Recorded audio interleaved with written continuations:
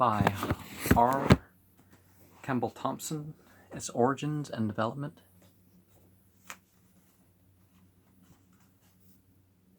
Again, to what class of beings we refer to are the scorpion men of the Gilgamesh legend, and the people who had the bodies of birds, of the holes, bats, men with faces of ravens, which entities created.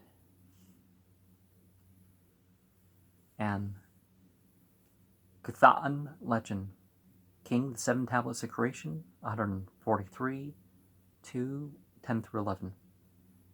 R.C. Revelation 9, 7. And the shapes of the locusts were like unto horses prepared for war, and upon their heads, as it were, crowns like unto gold, and their faces were as men's faces. Are we to assume that these were formed out of clay or by some handicraft? Are we to refer them to a more primitive period, when the connection of men and the entities by way of totems was much closer than it grew to be in after times? At any rate, there is no doubt whatever about the semi-human parentage of the Syrian spirit Alu. The incantations which are explicit on this point, the line, whether thou art an evil Alu, which the man hath created on a bed of night and sleep, bearing the same idea as the rabbis had of demons procreated through Re.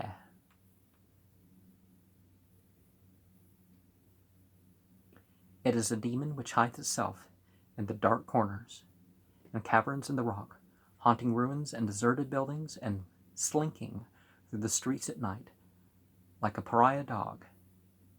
It lies in wait for the unwary, ready to rush out from its hiding place to envelop him as with a garment. Or, coming into the bedchamber by night, it steals sleep away from men by threatening to pounce upon them, should they dare to close their eyes. The man who an evil Alu hath enveloped on his bed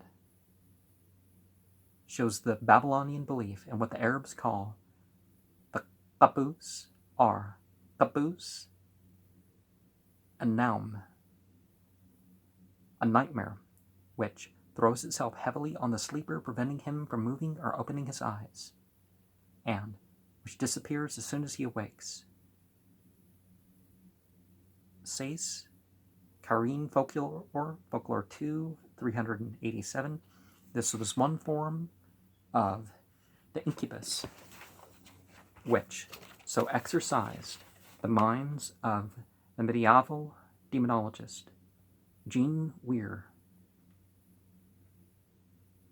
says on the illusion of the incubus, Postures de Stabilis, 1579, says that on the illusion of the incubus, that there is in the art of medicine a malady called the incubus by Latins, such that those who are attacked by it believe themselves to be supporting a burden in their sleep, which prevents their breathing, and consequently also their speaking.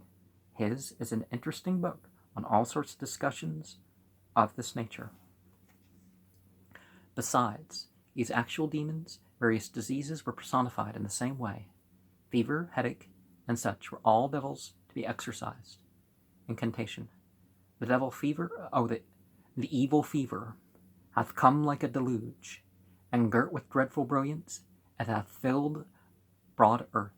Enveloped in terror, clothed with fear, it roameth through the street. It is let loose in the road. It standeth beside a man, yet none can see it. It sitteth beside a man, yet none can see it. When it entereth the house, its appearance is unknown. When it goeth forth from the house, it is not perceived. Or from one of the headache tablets we learn, headache hath come from the underworld. It hath come forth from the dwelling of Bel. From amid the mountains it hath descended upon the land. From the ends of the mountains it hath descended upon the land. From the fields not to return it hath descended. With the mountain goat into the fold it hath descended. When the ibex Into the open horn flocks it hath descended. With the open horn into the big horn it hath descended. This peculiar idea of a personified disease having its home in the mountains reappears in a Syriac charm against lunacy. O evil spirit of lunacy, you will needs go forth from the bones, from the sinews, from the flesh, from the skin, and from the hair into the ground, and from the ground passing to iron, and from the iron into stone, and from stone you'll pass on to the mountain. A metawilch, a metawilla charm, which is kept in a leather purse, runs, I have rested upon God, away from me, O fever, from Abdallah, the son of Hossein. So Tawiz, so we're obviously referring to some sort of shirk here. Well, we know what type of shirking from monotheism we have here. The ninth tablet, the series of headache, is similar to incantation. Headache roameth over the desert, blowing like the wind, flashing like lightning. Let me say that line again. Flashing like lightning, it is loosed above and below. It cutteth off him who feareth not his entity like a reed. Like a stalk of henna, it slitteth his thews. It wasteth the flesh of him who hath no protecting female entity. Flashing like a heavenly star, it cometh like the dew.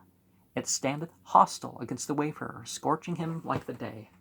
This man it hath struck, and like one with heart disease he staggereth.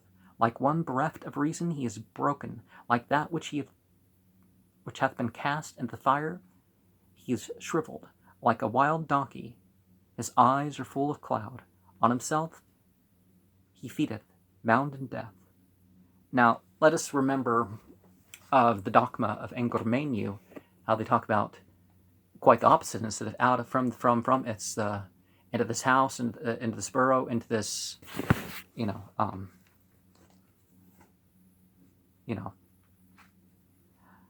So it's more or less specific. I don't remember which order at the moment, but as opposed to how this is going, the general and more specific, sending it out of. Demetu is another disease personified. The question arises whether we are to see in Demetu as connected with the Hebrew, well, Aramea, let's say, Dua, a menstruating woman, merely the more general word for sickness, or some more specific use of this word. It's the personification of menstruation in accordance with a special meaning in Hebrew on Arechatu, connected with Archu, month, perhaps having a signification. And the Bible uses some language that people are going to have issue with, because saying that a woman is, referring to the difficulties of being a woman as sickness and uncleanliness and other such things, are referring to nudity as shame that needs to be covered. That's, Nemtaru, the plague entity, which is also addressed in incantations in the one in which the physician is directed to make a figure of his patient in the dough, so that the plague entity may be induced to leave the man he is tormenting and enter his image. He is thus described. Incantation. O plague entity that devoureth the land like fire, plague entity that attacketh the man like a fever, plague entity that roameth like the wind over the desert, plague entity that seizeth on the man like an evil thing, plague entity that tormenteth the man like a pestilence, plague entity that hath no hands or feet, that wandereth by night, plague entity that teareth the sick man in shreds like a leek, that hath bound his members, that hath brought low his full strength like a plant.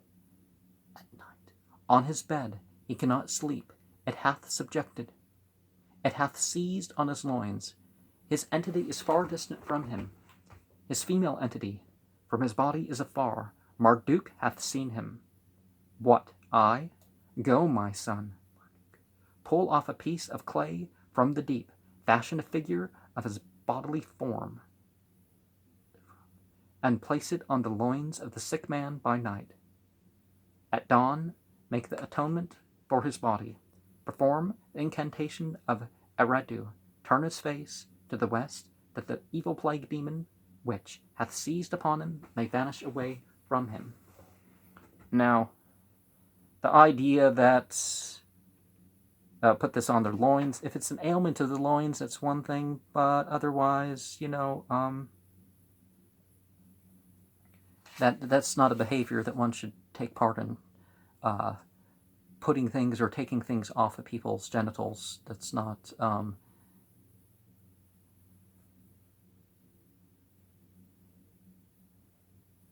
yeah, that's, well, there's permission given here, but, it doesn't sound like it's necessary for the medical treatment. The great Namtaru girt with dread. Namtaru Rabu Shah Rashubatu Rama is how the phrase that we just have goes. Among the Assyrians, the custom existed of hanging up amulets of inscribed clay to guard the house from evil, just as is done to this day by many nations. In the British Museum are 2 tablets inscribed with the legend of Ura, another spirit of pestilence. These have a rectangular projection at the top of which is pierced horizontally, by which was evidently intended that the tablet should be hung up. The upper projection in one case is inscribed very much after the irregular manner of the charms of the Middle Ages. Thus, we have something like that. So we have, different chambers. We have God, and we have, 2 ribbons there. And then on the left we have peace, and on the right we have Marduk, or whatever you're gonna consider a prophet or a secondary entity or whatnot. Anna Nam Til La Kubar Mes. And on the upper edge above the word God, may the shrine of Ashur and Melam be over his house. The inscription on the tablets is a quotation from the legend of Ura, the plague entity, beginning, when Ura was appeased, the entities of all of them, the Egegi of the Anunnaki, and all those that went before him.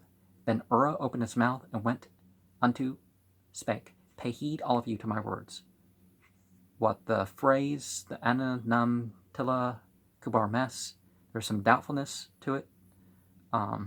Same projection for suspension contains address to Ishtar. A similar example to Ishtar, great lady, queen of the Egegi and Anunnaki, whose power the entities, her fathers, have increased, the destruction of mine enemies, the attainment of all my desire, with many gifts to Ishtar dwelling in Arbela, my lady I present. And in the British Museum, a bronze plaque, a similar form, a similar shape from Nimrud, the mythological scene, depicting